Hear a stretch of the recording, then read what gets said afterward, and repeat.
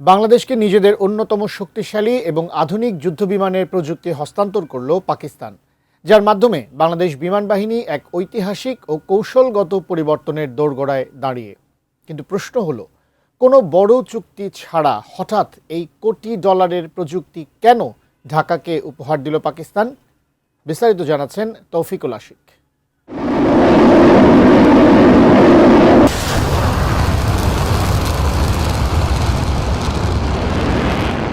২৪-এর গণঅভ্যুত্থানের পর বাংলাদেশের সাথে ভারতের সম্পর্কে শিথিলতা তৈরি হলেও উষ্ণতা বেড়েছে বাংলাদেশ পাকিস্তান সম্পর্কে।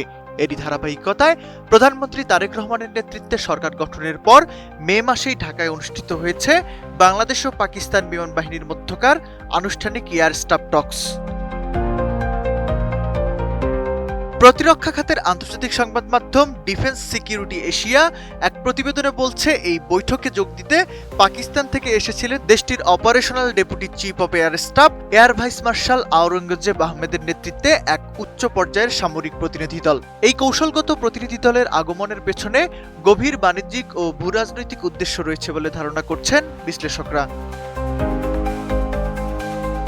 বেস্ট ইনগ্রেডিয়েন্ট ও ইউরোপীয় মেশিনে তৈরি মজাদার কেক ফ্যান্টাস্টিক, যে ফানে সবাইকে টানে। বৈঠকে পাকিস্তানের বিমান বাহিনীর কর্মকর্তারা JF-17 ব্লক 3 বিমানের বহুমুখী যুদ্ধ সক্ষমতার বিষয়টি বাংলাদেশের সামনে অত্যন্ত গুরুত্বের সাথে তুলে ধরেন। বিশেষ করে ২০২৫ সালের মে মাসে ভারত ও পাকিস্তানের মধ্যে তৈরি হওয়া যুদ্ধকালীন পরিস্থিতিতে ফরাসি রাফাল বিমানের তুলনায় এই JF-17 থান্ডার কিভাবে নিজের শ্রেষ্ঠত্ব প্রমাণ করেছিল তার একটি তুলনামূলক যুদ্ধচিত্রও ঢাকার কাছে উপস্থাপন করা হয়েছে।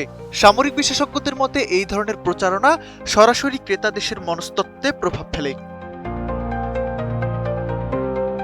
পাকিস্তান যে সিমুলেটরটি বাংলাদেশে পাঠিয়েছে সেটি সাধারণ কোনো প্রশিক্ষণ ব্যবস্থা নয়, বরং সম্পূর্ণ যুদ্ধকালীন মান বজায় রেখে তৈরি একটি পূর্ণাঙ্গ JF-17 থান্ডার ব্লক 3 সিমুলেটর। এই সিস্টেমটির মাধ্যমে বাংলাদেশের পাইলটরা আসল যুদ্ধ বিমানে ওঠার আগেই যে কোনো মিশন বা অভিযানের বাস্তবসম্মত মহড়া দিতে পারবেন।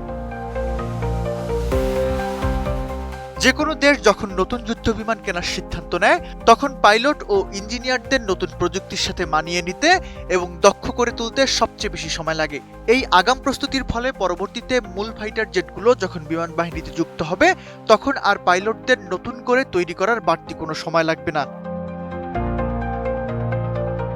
বিশ্লেষকদের মতে এটি হতে পারে বাংলাদেশ ও পাকিস্তানের মধ্যে আগামীতে হতে যাওয়া একটি সম্ভাব্য ফাইটার জেট ক্রয় চুক্তির প্রাথমিক এবং কার্যকরী একটি ভিত্তিপ্রস্তর। ভারতের সাথে বাংলাদেশের ভৌগোলিক ও রাজনৈতিক সম্পর্কের টানাপোড়েনের মাঝে পাকিস্তানের এই অত্যাধুনিক প্রযুক্তি দেওয়ার সিদ্ধান্ত দক্ষিণ এশিয়ার সামরিক ভারসাম্যে এক বড় ধরনের পরিবর্তনের সংকেত দিচ্ছে। Toufiqul Ashik, ATN news.